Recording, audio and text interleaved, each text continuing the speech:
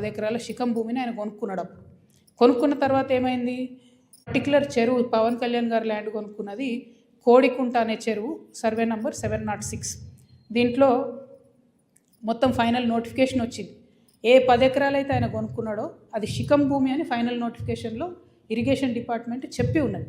పవన్ కళ్యాణ్ గారు నిన్న మాట్లాడుకుంటే ఏమన్నారంటే, నా తప్పు ఉంటే అది శిఖం భూమి అయితే ప్రభుత్వానికి ఇచ్చేస్తాం అన్నారు.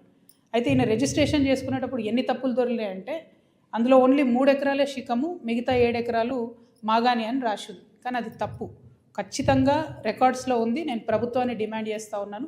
ఇరిగేషన్ రికార్డులో 10 ఏకర్స్ శిఖం భూమి అని ఉన్నది. ఆ కాగితాలు మా దగ్గర ఉన్నాయి. కానీ ప్రభుత్వం దగ్గర ఆల్రెడీ డేటా ఉంటుంది కాబట్టి మీరు చర్యలు తీసుకోవాలని డిమాండ్ చేస్తున్నాం. పవన్ కింద కంచె తొలగించండి. శిఖం భూమిలో కూడా కంచె వేయడానికి ఉండదు. మీరు మట్టేసిర్రు, ఆడ గోవులకు వాటికి వీటికి గ్రాసం వేస్తున్నా అని చెప్పారు. మట్టేసిరు, ఆ మట్టి మొత్తం చెరువులో వేసిరు కాబట్టి అది కూడా తొలగించాలి. ఆయన్నే అన్నారు కదా, శిఖం భూమి అని తెలిస్తే వాపస్ ఇస్తాను, వాపస్ ఇవ్వమని మేము డిమాండ్. అనేకమైన మాటలు అన్నాడు. తెలంగాణ వాదులు ప్రాంతీయవాదం అంటే ఉగ్రవాదం అన్నాడు. అనుకుంటా నేను గద్దరన్నకు కారు కొనిచ్చిన అన్నాడు. అంటే మీరు మా కళాకారులను ఎందుకు అవమానపరుస్తారు? ఒక పక్కనేమో ప్రొఫెసర్ నాగేశ్వర్ మాట్లాడితే ఆయన మీదకి వస్తారు, మేధావుల మీదకి. ఇంకో పక్క కళాకారులు. అసలు మీరు కూడా కళాకారుడే కదా, మీరు సినిమా యాక్టరే కదా. మీరు సినిమా యాక్టర్గా మీకు ఎట్లా వస్తుంది జీవనాధారం? ఏ సినిమాకైనా హయ్యెస్ట్ ఇన్కమ్ నైజాం నుంచే వస్తుంది. అంటే మా తెలంగాణ బిడ్డలు చూసే టికెట్లతోనే మీ సినిమాలు నడుస్తాయి. హయ్యెస్ట్ ఇన్కమ్ నైజామే, హయ్యెస్ట్ కలెక్షన్స్. అంటే మీరు కొనుక్కున్న ప్రతి కారులో మా తెలంగాణ బిడ్డలు కొన్న టికెట్ పైసలు ఉన్నాయి. మీరు కొనుక్కున్న ప్రతి భూమిలో మా తెలంగాణ బిడ్డలు కొన్న టికెట్ పైసలు ఉన్నాయి. జనరల్గా ఏమంటారంటే, మనం ఒక మంచి పొజిషన్లో ఉన్నప్పుడు కుడి చేత్తోని దానం చేస్తే ఎడమ చేతికి తెలియదు అంటారు. అప్పుడెప్పుడో కారు కొనిచ్చి గప్పాలు కొట్టుకునేది మీరు కొంటే కొన్నారు కావచ్చు, పెద్ద ముచ్చటేముంది.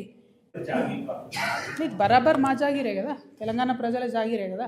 పవన్ కళ్యాణ్ జాగిర్ అయితే కాదు కదా, పవన్ కళ్యాణ్ వాళ్ళ ఫాదర్స్ జాగిర్ కాదు కదా, మా జాగిరే కదా.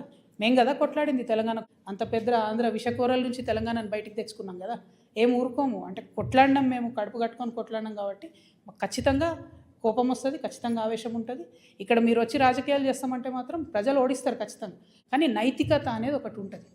మీ వల్లనే సావగొట్టబడి, మా వనరులు దోచుకోబడి, మా సంస్కృతి మరుగున పడిపోయి, మేము ఇబ్బంది పడి 1200 మంది అమరవీరులు చచ్చిపోతే నువ్వు ఇక్కడ వచ్చి రాజకీయం చేస్తా అంటే మరి మేము తెచ్చుకునేది ఎందుకు తెలంగాణ? నేను చూసుకుంటే ఎందుకు ఊరుకుంటాం?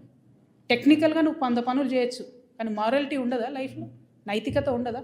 చాలా పెద్ద వద్దుబాబు, మీ ఆంధ్రాలో మీరేమన్నా చూసుకోండి అంటే ఈ గోలేంది, మీద వచ్చి యాసిడ్ వస్తా అన్నట్టు ఈ బలవంతము లవ్వేంది నాకు అర్థమవుతలేదు.